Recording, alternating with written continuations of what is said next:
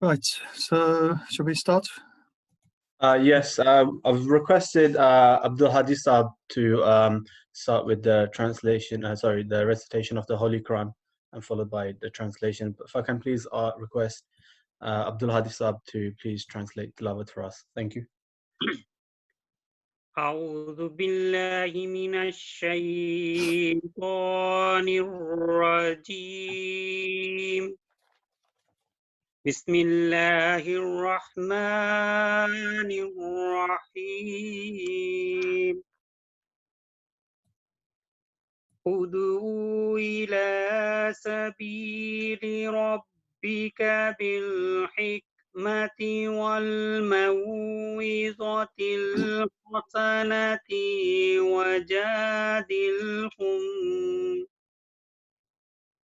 وجادلهم بالتي هي أحسن إن ربك هو أعلم بمن ضل عن سبيله وهو أعلم بالمهتدين.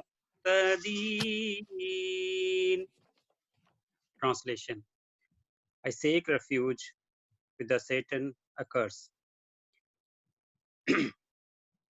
Call unto the way of thy Lord with wisdom and goodly exhortation, and argue with them in a way that is best. Surely thy Lord knows best who has strayed from his way, and he knows those who are rightly guided. Urdu tarjuma bhi pad? No. Okay, Jazakallah for that.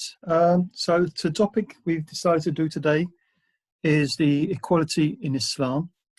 And of course, it is discussion. So I hope, inshallah, people will join in.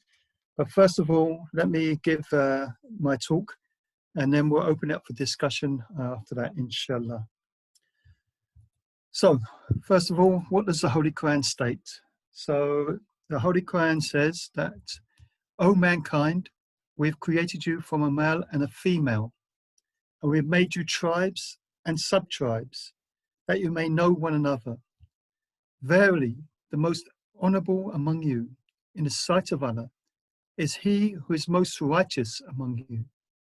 And surely Allah is all-knowing, all-aware. Chapter 49, verse 14. So in this verse, which is a very beautiful verse, it explains that we're all equal, that we all obviously have been created by Allah, whether we're male, whether we're female, and of course we have different ways, we're different tribes, sub-tribes, different colors, different nationalities, and so on and so forth. But that is very important, that it's made this variety, and so we are different. And it's something which we should appreciate, of course. If we were all the same, it would be a very boring world. But Allah says that the most honorable amongst you in his sight is that he who is most righteous amongst you. So we're all equal in the sight of Allah, but obviously this is how Allah will judge us. And so as we're all equal in the sight of Allah, so we should also be equal in the sight of man. So Islam, it promotes this equality. And it makes it very clear that Allah judges us not by whatever color we are, what our wealth is, what our position is, but on whether we're righteous. This is the most important thing. So again, it doesn't matter if we're male or we're female. We're all equal, and this is something which we need to understand. It doesn't matter about the pigment of our skin, or, of course, the amount of money we have, what position we have, or social status. We're all the same in the eyes of Allah. So what this is teaching us is that the whole human race is one community, and we can all strive to be good in the eyes of Allah. And this is the important thing, that it doesn't matter whether we're rich, whether we're poor, it doesn't matter what color we are or whatever, we can all We can all be righteous. We can all try to strive to please Allah.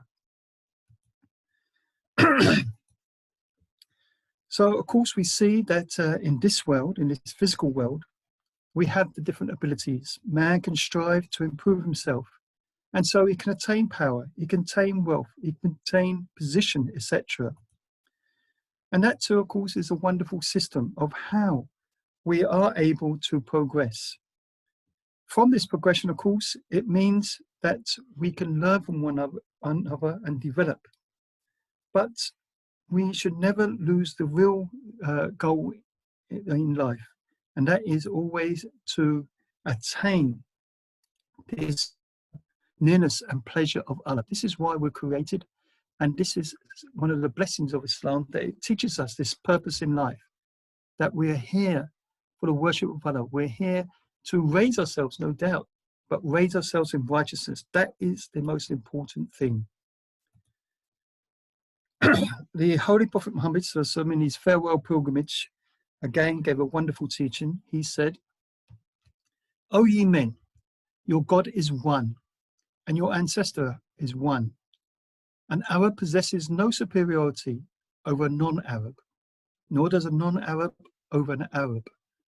A white person is in no way superior to a red, nor for that matter a red to a white, but only to the extent in which he discharges his duty to God and man. The most honored amongst you in the sight of God is the most righteous amongst you." So here again, the Holy Prophet Muhammad has given us great teaching that we should always be appreciating, and we should always put into practice that we're all equal. So it's a shame then that in this so-called advanced world, people are still mistreating people because of their color or their position.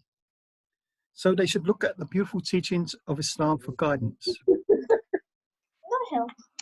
Again, the Holy Quran states that surely all believers are brothers. So make peace between your brothers and fear Allah, that mercy may be shown upon you. Chapter 49, verse 11. So again, it's very clear that we are all equal, and this is what Allah is stressing upon us. Now, there's one beautiful hadith of the Holy Prophet Muhammad, which I always quote, and this is that a person is not a true believer unless he desires for his brother that which he desires for himself. Now, if we think about that, who wants to be abused? Who wants to be hurt? And so on and so forth. So if you don't want this happening to you, you don't make it happen to other people. So if everyone acted upon this, then you'll create that perfect society. Because it's telling us that whatever we want, whatever good things we want, we should be giving that to other people. So it doesn't matter what nationality or religion or color person is. If that person is in need, then for Allah's sake, we should want to try to help him. Again, the Holy Prophet Muhammad, we can see his example, that when he got married to Hazrat Khadija, she was a rich woman and he was poor. But what he did was he freed all the slaves and gave away the wealth, and so brought them equal to each other. So straight away, this is how he understood a marriage, that it doesn't matter if a person is more wealthy or not, let's be equal. And so he displayed this. Oh, right, so I mentioned that. Again, we see that when the Holy Prophet Muhammad arranged a marriage between Zayd, his free slave and adopted son, and Zainab, his cousin, who was from a high background. He did this again to show equality. That it doesn't matter if a person comes from being a free slave or a person's from a high background, we're all equal. Again, there's the example of Bilal, a free African slave, and he was given the honor of calling the very first adhan, something which he continued whilst the Holy Prophet was alive. And it was only after the Holy Prophet died that he himself chose not to give the azan no more. But all the time that the Holy Prophet was alive, he had this great honor. Again, we see the example of the Holy Prophet Muhammad, that he said, the worst is the one in which only the rich are invited and the poor are left out. So here again, he's stressing on making sure that the poor are included. Obviously, in the wedding, you want people invited, but the Holy Prophet stressed that look at the poor people as well. Don't just invite the rich people. And again, his own example, that seek me in the midst of the weak and the poor. Verily, you are sustained and supported by their labor. So here again, not only is he saying that he's going to be amongst the poor, and of course he was all the time, but making the rich people realize that they've got into the position. How? It was because the poor, they were the people that did the work for him. And so we should appreciate this. Now, concerning our community and the Muslim community, as we all know, the motto is love for all and hatred for none. And it's a very beautiful motto, which again promotes this equality and says that we should be loving everyone, no matter who they are. We should have no hatred for people. Yes, we may hate the action that they're doing, but we should not hate the person, because it's Allah who's going to judge. But racism stems from arrogance and believing that you are better than others. But Islam has removed this from our hearts, and we should treat everyone the same, no matter who they are. We should respect people for their position, of course, but we should not feel that we are above them or vice versa. Instead, we're told, look at their piety. This is the most important thing. Again, Hazrat Mirza Ghulam Ahmad, alayhi salam, the promised Messiah Imam Mahdi, has said, I admonish my community to shun arrogance, because arrogance is most loathsome to God, the Lord of glory. You may not perhaps fully realize what arrogance is, so learn it from me, because I speak with the spirit of truth. He continues to say that everyone who looks down upon his brother, he considers him to be more learned, wiser, or more accomplished than him, is arrogant. He is arrogant because instead of considering God to be the fountainhead of all wisdom and knowledge, he considers himself something. Again, he has continued to say that likewise, he too is arrogant, who thinking of his wealth or high status, looks down upon his brother. He is arrogant because he has ignored the fact that his status and grandeur was bestowed on him by God. Again, we see with the present Khalifa, Hazrat Mirza Masroor Ahmad, the fifth Khalifa of the Promised Messiah, who said in his address in 2012 in the United States, that the truth is that peace and justice are inseparable. You cannot have one without the other. He continued to say that restlessness and anxiety is increasing in the world and disorder is spreading. And he ended by saying that therefore there's an urgent need to try and end inequality, wherever and wherever it exists. So here we can see that from the teachings of the Holy Quran, from the example of the Holy Prophet Muhammad, from his servant Hazrat Mirza Ghulam Ahmad, and of course the present Khalifa, they're all stressing on us that how we should behave, and we should always be behaving with equality and just looking instead at the person's righteousness. That is the most important thing. Otherwise, we're all equal in the sight of Allah, so we should all be equal in the sight of men. Okay, so this ends this bit of the presentation. So now I'd like to open it up for any comments, any views, or anything anybody would like to say. Always this bit keeps everyone quiet. Yes, someone's got something to say? I was going to say, if anyone would like to obviously, ask a question as well, you can also use the chat option as well to send in your questions, or please do, unmute yourself and do speak up if you have any question or anything that you would like to mention, please, as well. Right. I mean, I've got some more to do in a minute, but first I want to give a chance for anybody to speak. So please do, if anybody's got something to say. I'm sure the speech wasn't that good that you haven't got any questions. Everybody's quiet. Okay, so let me move on then. Before you do move on, Assalamualaikum, this is Abir. On our recent Khuddam nights, we were going through rational religions videos, and one of them was a video by Malcolm X.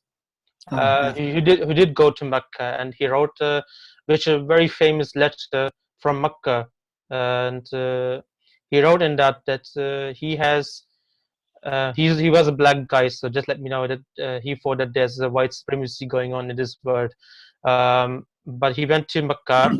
He said that I have eaten in the same plate with people of white and white, and whose eyes were the blues of blues, and whose hair were blondest of the blonde. So he said that even in Mecca, the equality is at that stage that it doesn't matter if you're black, you're treated the same way as another white person, or if you're white, you're treated as like the same.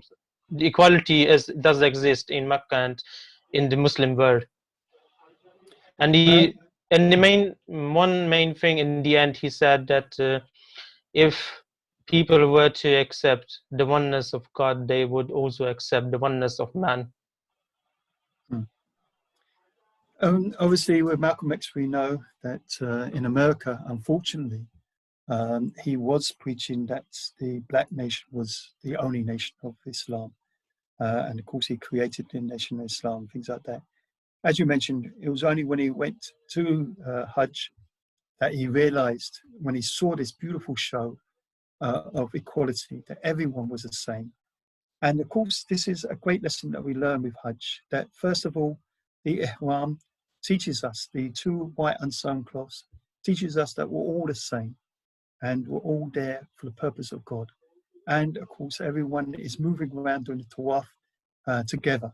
So this opened up his eyes and it made him realize that Islam is not just the black nation, it's everyone. And of course, he changed his ways after that. But of course, the Hajj is a brilliant example of equality.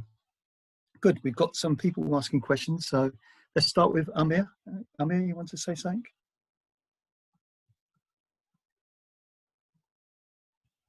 Is he unblocked?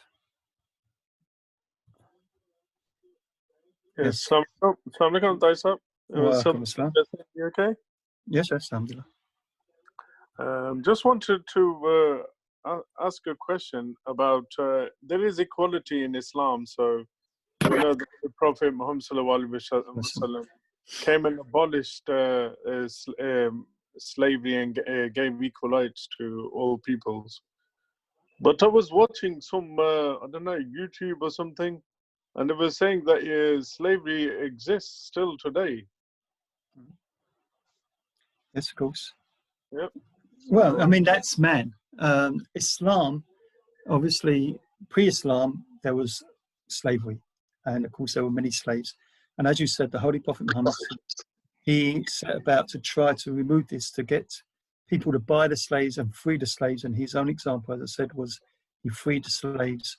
And alhamdulillah, through the efforts and teachings of Islam, it did create abolishment of slavery. But man is man. And of course, there are, in different countries, sometimes through war or other reasons, slaves are there. So Islam is teaching that they were all equal, it could be slavery. But whether man follows that, that's a different thing. So, of course, these people who have slaves, they're not following the teachings of Islam.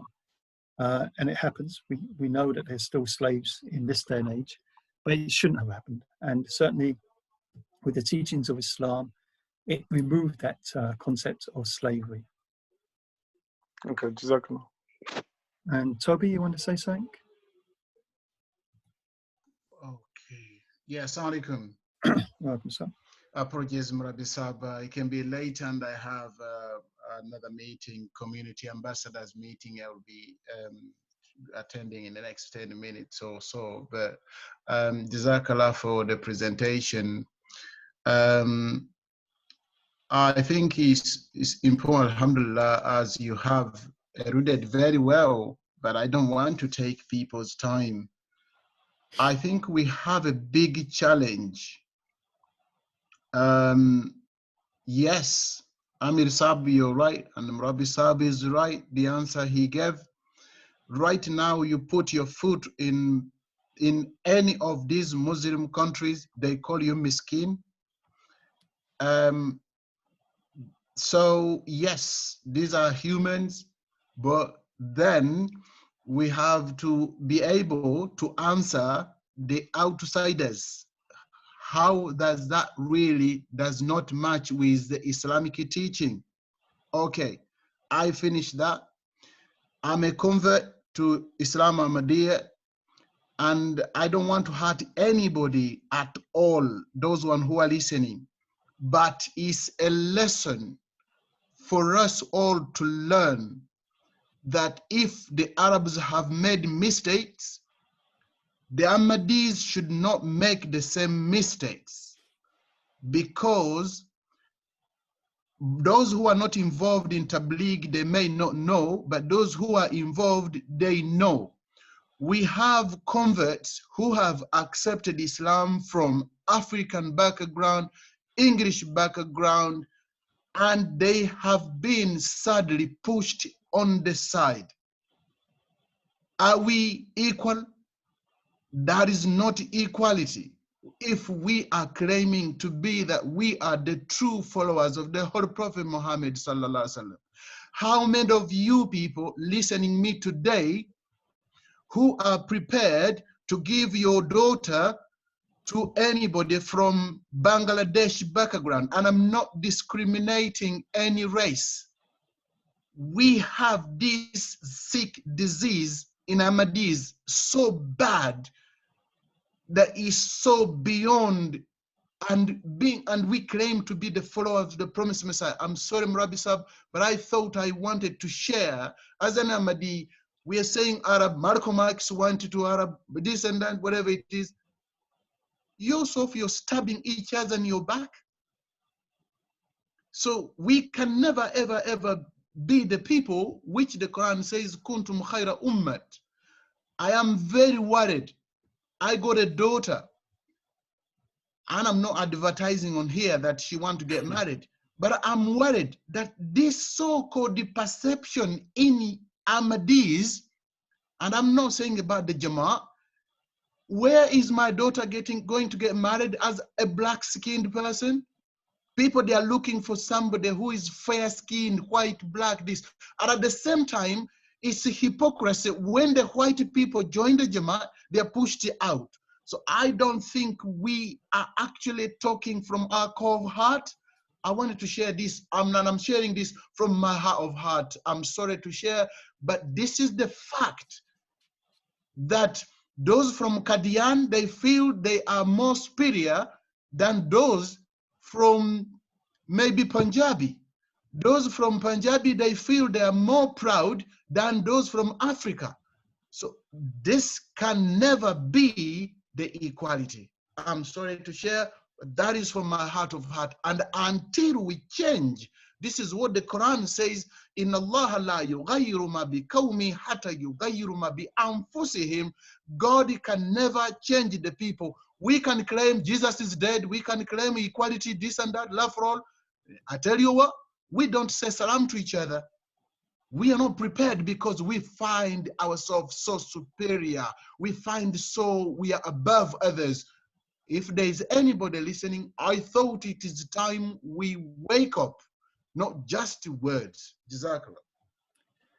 Okay, Jazakallah. Of course, human nature is human nature, but the teachings of Islam, that is what we're talking about at the moment. And with the community, I've already told you the Prophet Messiah's teachings, the motto that the Khalifa gave us, love for all, hatred for none.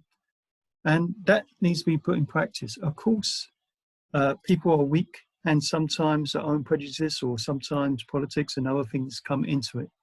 But we, as you said, are meant to be the best community, and it's for us to show through our example that we love everyone. Now, of course, when we look at Joseph, for instance, it's similar to where people are coming from all different nationalities, and the love is there, and that's how it should be. With the Jama'ah Ahmadiyya, one of the beauties that I think is that people like myself, who is an English convert, can lead the prayers for everyone. So everyone, there's never been an issue for me that anybody said, oh, you can't do it because you're white or anything like that. So it's a question of practicing.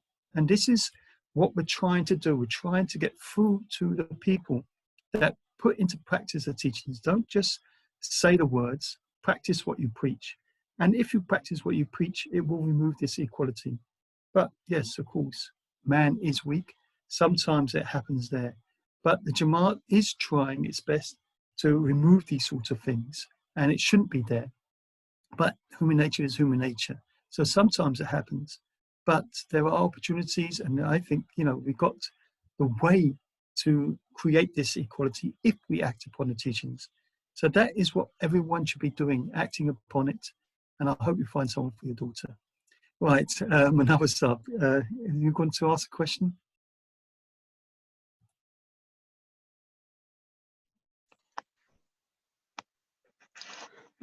Assalamu alaikum, Salbi Sahib. Welcome, assalam. I'm Tariq from Birmingham Central. I want to say about, it's my brother to say, it's Toby Saab. If you give me permission, can I reply to him just a little bit? Yeah, sure. Sure, go ahead. It's a discussion. Okay, thank you so much. It's Toby Saab is my, look like he's my brothers, my senior brothers. Maybe he mentioned is a few times before. Maybe he's thinking like this is a superior is in Ahmadis, but I'm not the 56 years old. I know the Qadianis and Pakistani and Punjabis.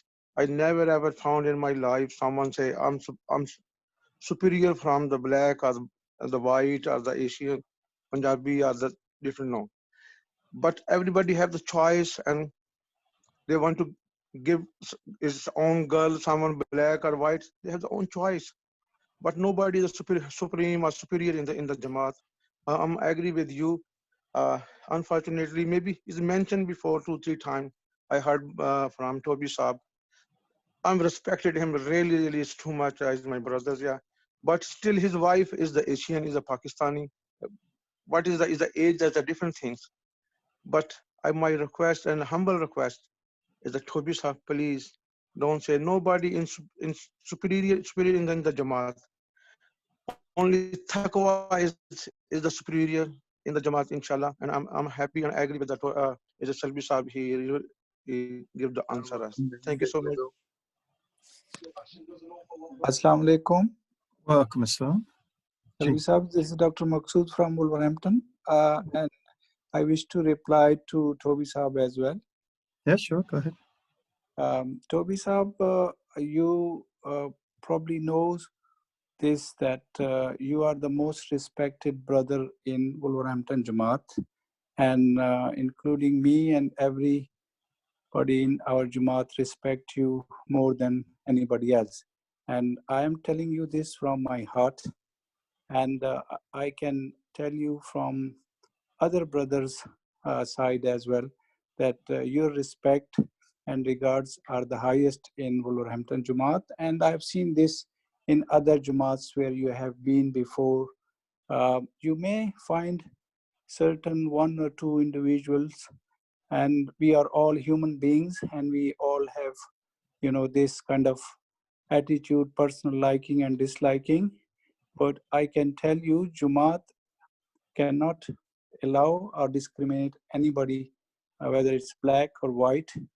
If you look at in our Jamaat, Hakim Saab is another person from Africa, and he is most respected as well. And we love him as well as we love you. So, yes, I agree. Jamaat, when it's getting bigger and more people joining, you will see slightly different people who had slightly different attitude.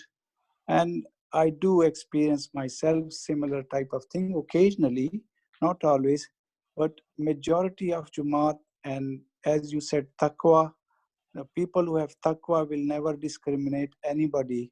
And we are all like brothers, and we love you and we love each other as well. And we are, this is the Jamaat where we show commitment to everybody like our own family. If you look at anything and everything, most of people who are in the Jamaat will show that affection and love to each other. and they don't ask whether somebody is Pathan, Punjabi, or black or white. You see occasionally here and there. So please don't think that way. And if you think, I think it's good that you have expressed yourself in a decent platform, and we can discuss this. And if you have this sort of feeling again, we would like everybody to come out and talk to us about this type of feeling, so that if it stays inside your heart, you know, and it's keep happening and you keep feeling that way, it can boil your blood someday and the outcome can be bad, you know. So I think it's always good to discuss to the people who listen to you, and we must tell you that we all love you and we all love each other, okay? This is Jamaat Ahmadiyya and this is a different Jamaat, and we have to prove that, and we do feel that way. Jazakallah. Jazakallah. Toby, you want to say something? Yes, Alaikum. Yes, a quick one, Rabbi Saab, just to clear people's minds. Jazakallah Sada Saab and Tariq Saab. When I mentioned about inequality and issues, I don't want people to think that I'm speaking on myself as an African convert. Whether you want to agree or not, I am a preacher and I know I am a Dailallah. I have seen converts who have come, people, they will move, they will go, and they won't sometimes not even say salam to that person. So I don't want people to think that, oh, Toby is bringing this. The fact of the matter is that we have issues which need to be addressed. The converts, I'm sure those who are involved in Tabligh, you know that the converts, these are the issue we are finding. Yes, nobody would say, you know what, I'm Speedy, I'm Patan, I'm this, I'm that, this, or nobody is mentioning that. But the fact is that there is that element, and I agree with Rabbi Saab, with everyone, that we must be working there. But at the same time, if we claim to be that Jama'ah which is resembling the Holy Prophet Muhammad sallallahu alaihi wasallam, I tell you one thing, last thing, quickly. I met a convert just 5 days ago. She's an Arab. And she says, I can't fit into the Jamaat. Women, they are not talking to me. So please, there is a problem. Amir Sekanda, you know what I'm talking about as well. They are not fitting in. So what I'm saying that the Da'ilallah who are here, don't focus about Toby. Don't worry about me. Don't worry about Abdul Hakim. We are survivors. We can survive another. But how about other people who are there outside? And she says, this is one reason I cannot go. Yes, it is their duty as well to stay and pass, but it is a responsibilities of the Jamaat members to welcome those who have joined the Jamaat, regardless whether they are from Middle East, whether they are from Bangladesh, wherever they are. But we have a problem. If you don't know there is a problem, please speak to me separately. Okay, Jazakallah. Munir, you want to say something? Assalamu alaikum. Welcome, sir. Go ahead. Assalamu alaikum, Rabbi Saab. I can feel for what Rabbi Saab is saying. I think it's not talking personally. He's talking about, you know, that there is an issue, and obviously when someone who's left everything. I mean, I'm the child of a convert as well. Although my father was Pakistani, so I totally understand that. You know, the newcomers, they leave everything behind. So they need new friends, they need new relationships, and then when their children are growing up, they need rishtas as well. And it shouldn't, I don't think in the Jamaat there is any of this color. There may be maybe some minority, but you get good and bad in every community. But Alhamdulillah, I think the Ahmadiyya Jamaat is much better, but we can do more better. And like the Holy Prophet Muhammad sallallahu alaihi wasallam, he mentioned that when it comes to marriage, you should look upon the person's piety, you know, that they are a religious person. So this is something what I am teaching my children. And we wouldn't be looking at color, we would look at the person who is their religion, how good they are with the religion. So I'm sure that there are like-minded Ahmadis as well. Obviously, everyone have their own choice, but there should be more of us that help members fit into the Jamaat. Okay, Jazakumullah. Yeah, I think it's more to do with tabiat than equality. Some people, no doubt, will have issues about a person's colour, person's wealth, and things like that. But Islam teaches us to look beyond that. And this is what we've got to do. We've got to lead by example. And yes, of course, converts, there is issues. There's been an issue for a long, long time. That's why we're not able to keep the converts. But I don't think it's equality. I think it's more to do with people wanting to keep their own way, the Islamic, the Pakistani way, the Pakistani dress, the Pakistani food and things like that. And that's understandable, of course. An English person prefers to keep company with English people, and an African will keep company with African. That is just nature. But if someone is doing it because they don't like the color of their skin, or they think that they're better than them, then they're not following the teachings of the Promised Messiah or the Holy Prophet Muhammad or the Caliphs. So that shouldn't be there. And if it is there, it's something which into. I know sometimes there are politics, especially in some countries, and there are sometimes there's this issue, but that's what the Jamaat is all about, trying to teach the best way, how to move forward. And that's what we got to keep doing, because if we don't, then what's left? This is the only hope for mankind. So we have to get our act together, make sure we are following the teachings of Islam. Right, Kazim, you wanted to ask a question, but your hand's gone back down. So I don't know if you still want to speak or not. If you want to. No, thank you. I accidentally put my hand up. Oh, okay, right, okay, fine, no problem. So anybody else got any comments they want to say? Rabbi Sab, I have a question, and also wanted to add on, if that's okay, if I'm not holding back your presentation too much. No, please do. Yeah. Just I wanted to basically, sorry, just 1 second.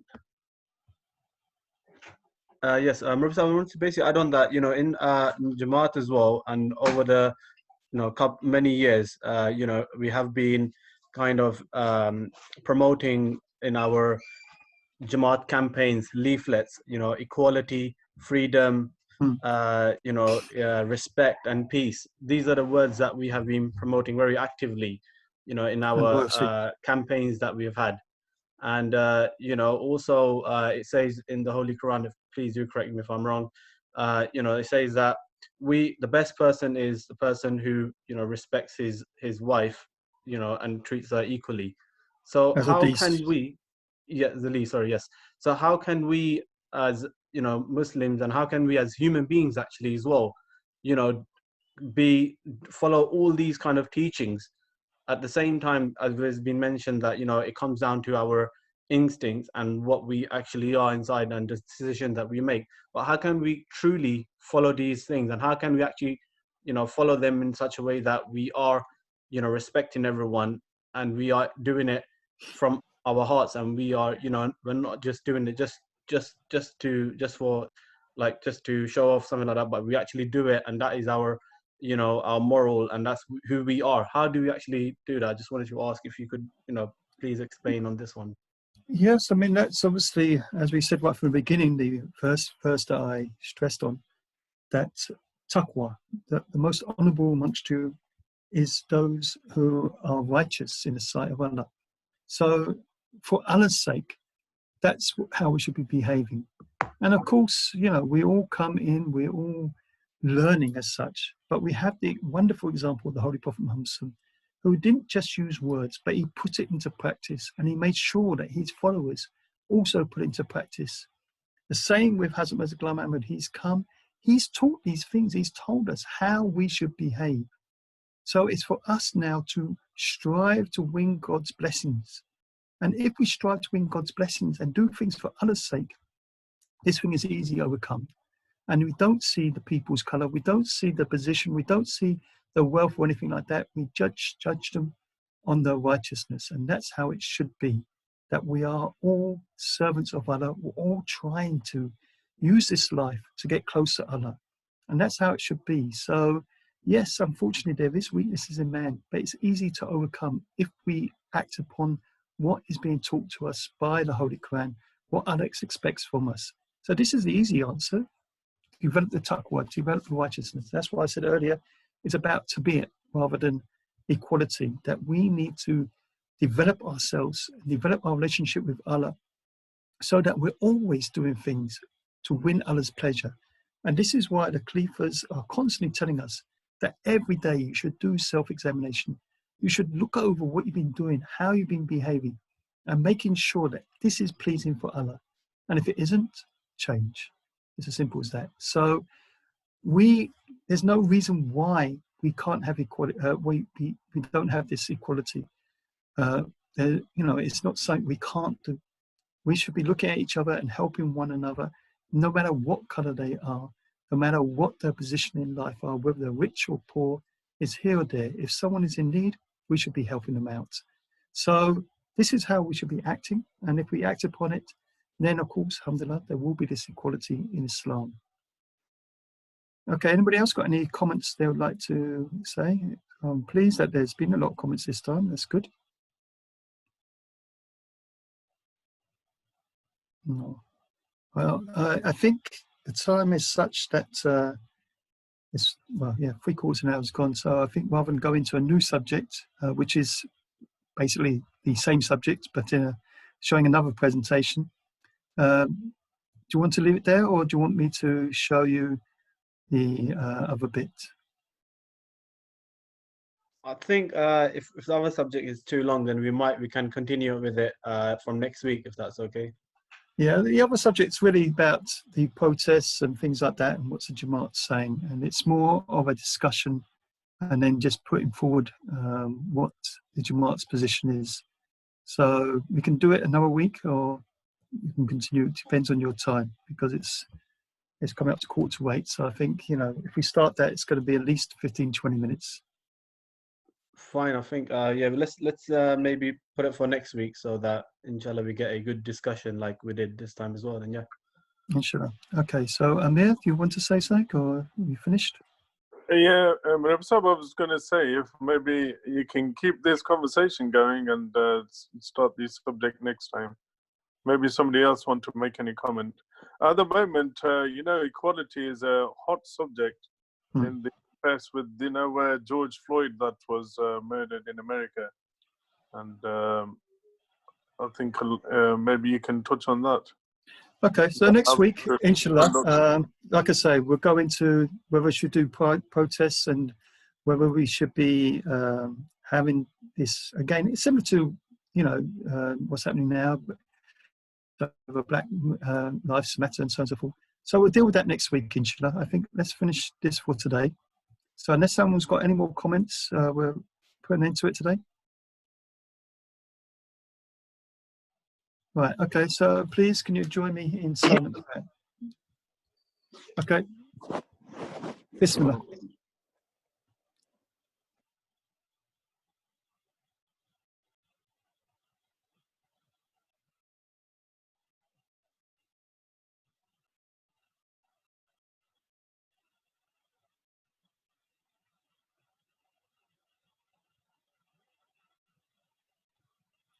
I'm sorry, Amin.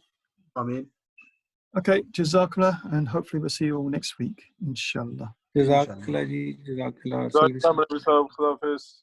Okay, Assalamu Assalamu alaikum. alaikum.